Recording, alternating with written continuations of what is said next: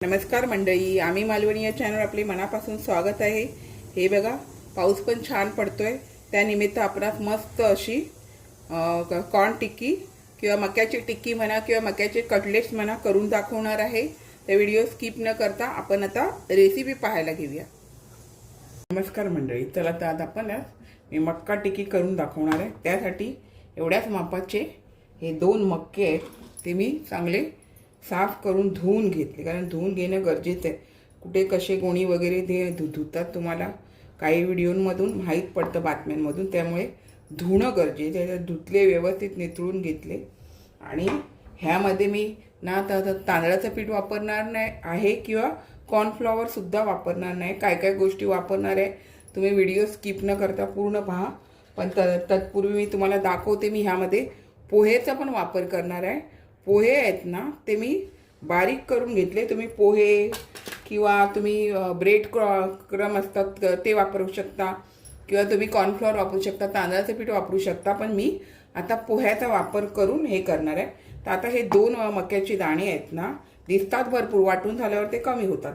तर आता हे पोह्याचं वाटलेलं आहे ना, मी मिक्सरमधून पोहे वाटून घेतले, त्याच मिक्सरच्या भांड्यामध्ये हे आता थोडं थोडं घालून, आपल्याला पाणी न घालता, कारण आपण धुतलेलं त्याला फार थोडंफार पाणी लागलेलं असतं, त्याच्यामुळे आता पाणी न घालता हे मिक्सरमधून मी बारीक करून घेते। आता हे बघा किती भरलेलं आपण भांडं, आणि मग सांगते 2 मक्याचे आपल्याला करायचे आहेत आणि त्यामध्ये काय काय घालायचं आहे ते तुम्हाला दाखवते। आता अशा तऱ्हेने बाकी तुम्ही दरदरी तसंच वाटून घेतलेलं आहे, बाकीचे पण आपल्याला वाटून घ्यायचे आहेत। आता हे बघा, आपण दोन्ही मक्याचे दाणे वाटून घेतलेले आहे। आता पुढे काय काय करते ते स्किप न करता पहा, आणि माझ्या चॅनलला लाईक, शेअर, सबस्क्राईब, हाईप करायला मात्र विसरू नका। चला तर आता मी पुढे काय काय करते ते पाहूया। हे बघा, मका तर आपण छान असा वाटून घेतला। बघा, पाणी न घालता आपण वाटतो ना, तरी पण ह्याला पाणी असतंच, तुम्हाला माहिती आहे मक्याला पाणी असतं ते। आता आपल्याला यामध्ये काय काय घालायचं आहे ते मी साहित्य न सांगता डिस्क्रिप्शन बॉक्समध्ये देईन आणि घालता घालता तुम्हाला दाखवते। हे 3 मीडियम साईजचे बटाटी आहेत ना, ती उकडून घेतलेली आणि किसून घेतली चांगली। तुम्ही मोडून घ्यायची असेल तर मोडून पण घेऊ शकता। 2 गाजर घेतलेले, गाजर जास्त का घेतले, खात नाहीत ना, म्हणून गाजर जास्त घ्यायचे। तर 2 गाजर घेतलेले आहेत, किसून घेतलेले आहेत छान असे। 1 शिमला मिरची घेतलेली आहे। जितकं तुम्ही भाज्या वापराल तितकं मुलांसाठी चांगलं। आणि आता हे बघा, कोथिंबीर, आणि मी कढीपत्ता पण घेतला आहे। कढीपत्ता घ्यायची जी सवय आहे ती कढीपत्ता पण घेतलेला आहे। ह्यामध्ये कढीपत्ता थोडा तुम्ही असं हाताने हे करून क्रश करून टाकला तरी छान चव येते। आणि एक इंच आल्याचा तुकडा किसून घेतलेला आहे, हे आवश्यक तुम्ही टाका। तुम्हाला लसूण वापरायची असेल तर लसूण वापरा, मी नाही वापरलेली आहे। आणि 1 कांदा बारीक करून घेतलेले आहे। आता काय काय मसाले लागतात ते पण मी तुम्हाला दाखवते। मसाल्यांमध्ये मसाला न घेता मी हिरवी मिरची, 5 हिरव्या मिरच्या बारीक कापून घेते, कारण मके गोडूच असतात ना, त्याच्यामुळे हिरव्या मिरच्या 5 घेतलेल्या आहे, तेवढ्या बस होऊन जातात। आता हा घेतलेला आहे चाट मसाला। तुम्हाला चाट मसाला नसेल वापरायचा तर तुम्ही लिंबू वापरू शकता। लिंबू आणि चाट मसाला दोन्ही थोडं थोडं वापरलं तरी चालेल, पण जास्त आंबट बरं नाही लागत, त्याच्यामुळे मी चाट मसाला 1 चमचा, धना पावडर 1 चमचा, जो कांदे पोहे खातो त्या चमच्यानी, हे भाजलेलं जिरा पावडर 1 चमचा, काळं मिरी अर्धा चमचा, छान अशी चव येते, काळं मिरी नक्की वापरा, अर्धा चमचा हळद, आणि चवीनुसार मीठ घेतलेलं आहे। आता आपल्याला हे सर्व हातानेच एकजीव करून घ्यायचं आहे, आणि नंतर आपल्याला पोह्याचं जे पीठ करून ठेवलेलं आहे त्याचा वापर करायचा आहे। मस्तपैकी जेवढं मग पोह्याचं पीठ लागेल ना तेवढं वापरायचं आहे, कारण ह्यातला ओलसरपणा असतो ना, तो कमी होण्यासाठी आपल्याला पोह्याचं पीठ वापरावं लागतं। किंवा तुम्ही ब्रेड क्रम लावा, मक्याचं कॉर्नफ्लॉवर टाकलात तरी चालून जातं। आता आपल्याला पोह्याचा चुरा वापरायचा आहे, कमी पडला तर पुन्हा मिक्सरला फिरवून घ्यायचा, पण पोह्याचा चुरा वापरून करून बघा।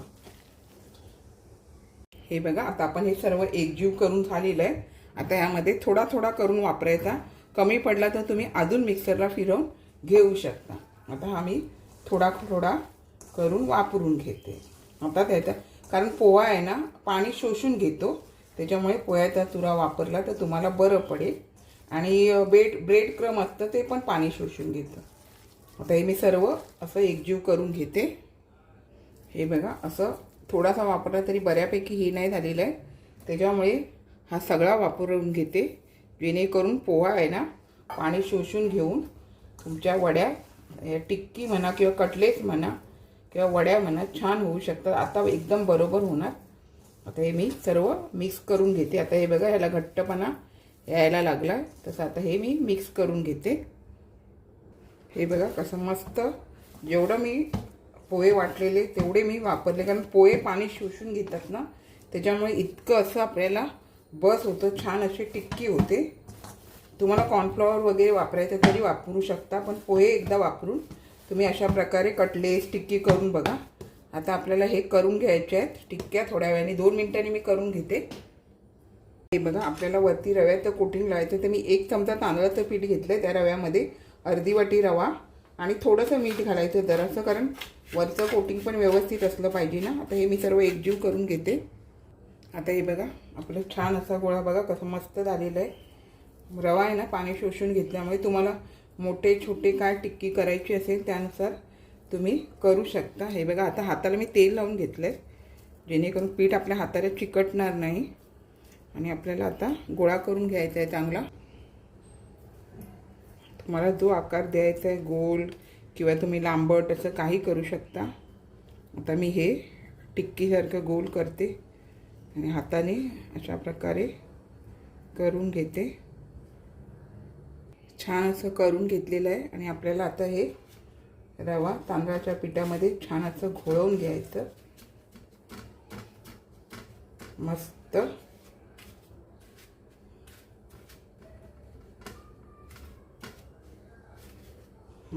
अशा प्रकारे करून ठेवायचे आणि तुम्ही असे एक्स्ट्रा बनवून ठेवलात आणि दुसऱ्या दिवशी पण फ्राय केलात तरी चालेल। डब्यामध्ये हवाबंद डब्यामध्ये पॅक बंद करून फ्रीजमध्ये ठेवलात आणि दुसऱ्या दिवशी केलात तरी चालेल। आता अशा प्रकारे मी बाकीचे पण करून घेते।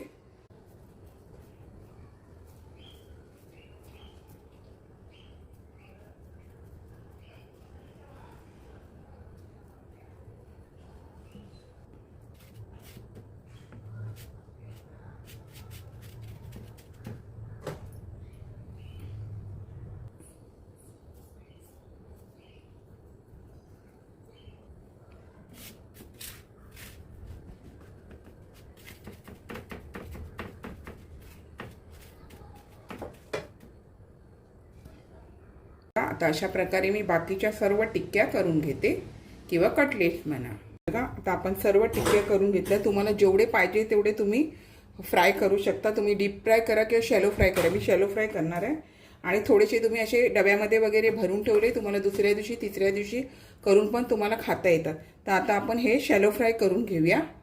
बघा आता आपण तेल गरम करत ठेवलेलं आहे, स्लो आणि फास्टच्या मध्ये गॅस ठेवलेला आहे आणि थोडासा तेलाचा वापर करून आपल्याला हे डीप फ्राय करून घ्यायचे, म्हणजे शॅलो फ्राय करून घ्यायचे। तुम्हाला डीप फ्राय करायचे असेल तरी पण तुम्ही करू शकता। आता ह्यामध्ये किती मावतील तेवढेच मी ह्यामध्ये घालून घेते, कारण पलटी करायला पुन्हा मिळाली पाहिजे ना, त्यामुळे। आणि आता मध्ये असं छोटंसं घालून घेते आणि मंद आचेवरच हे आपल्याला फ्राय करून घ्यायचे। आता आपली एक बाजू झाली आहे, तरी पण आपल्याला अलटी पलटी करून जर बाजू झाली नाही तर आपल्याला भाजून घ्यायची। आता हे बघा थोडा सोनेरी रंग आलेला आहे, तरी पण आपल्याला पलटून घ्यायचे। आणि हे बघा व्यवस्थित असं रवा आणि थोडंसं तांदळाचं पीठ लावलं की छान असं पलटी होतं, अजिबात चिटकत नाही। आता हे मी पलटी करून घेते सर्व। हे बघा पलटी करून घेतलंय, तरी पण पुन्हा अलटी पलटी करून आपल्याला हे फ्राय करून घ्यायचंय। हे बघा आता मस्त असे खरपूस भाजले गेलेले आहे, छान कलर आलेला आहे। आणि मी स्लो आणि फास्टच्या मध्ये करून भाजलेले। फास्ट केलं तर मग पूर्ण वरती लाल होऊन जाणार, आतमध्ये पण थोडं भाजलं गेलं पाहिजे, म्हणून स्लो आणि फास्टच्या मध्ये फ्राय करून घ्यायचे, अलटी पलटी करून। हे बघा मी छान असे भाजून घेतलेले आहेत, कमी तेलामध्ये पण छान भाजले जातात। आता मी हे सर्व अशा प्रकारे चाळणीमध्ये काढून घेते। हे बघा आता आपण दुसऱ्या बॅचमध्ये घालून घेतलेले आहेत आणि हे सर्व काढून घेतलेले आहे। असेच स्लो आणि फास्टच्या मध्ये करूनच फ्राय करून घ्यायचे, फास्ट गॅस अजिबात करायचा नाही। आणि अशा प्रकारे बघा शॅलो फ्राय करूनच घ्यायचे। तुम्हाला डीप फ्राय करायचे असेल तर तुम्ही करू शकता, शॅलो फ्रायनी पण छान होतात। आता हे मी सर्व करून घेते, मग भेटते। आता आपले सर्व असे फ्राय करून झालेले, मी गॅस बंद करून घेते, तुम्ही थोडे असे ठेवून दुसऱ्या दिवशी तिसऱ्या दिवशी केलात तरी चालतं. खूप छान लागतात आणि मस्त असे खरपूस फ्राय करून घ्यायचे. छान असे धावलेले आहेत. आता हे मी काढून घेते. हे बघा मस्त असे तुम्हाला मी कॉर्न टिक्की किंवा कॉर्न कटलेट्स म्हणा बघा, वरून कसे कशी बारीक गॅस करून केला ना हे छान असे बघा होऊन जातात. आणि तुम्ही सॉस बरोबर खा, चटणी बरोबर खा, तुम्हाला जसं आवडेल तसं खा. खूप छान झालेली आहे. एक नंबर असे कॉर्न टिक्की तुमची होऊन जाते. आपण पण अशा प्रकारे नक्की करा आणि माझ्या चॅनेलला लाईक शेअर सबस्क्राईब नक्की करा. मस्त खा आणि स्वस्थ राहा. आणि माझे व्हिडिओ आपण पूर्ण पाहता त्याबद्दल मंडळी मनापासून खूप खूप धन्यवाद.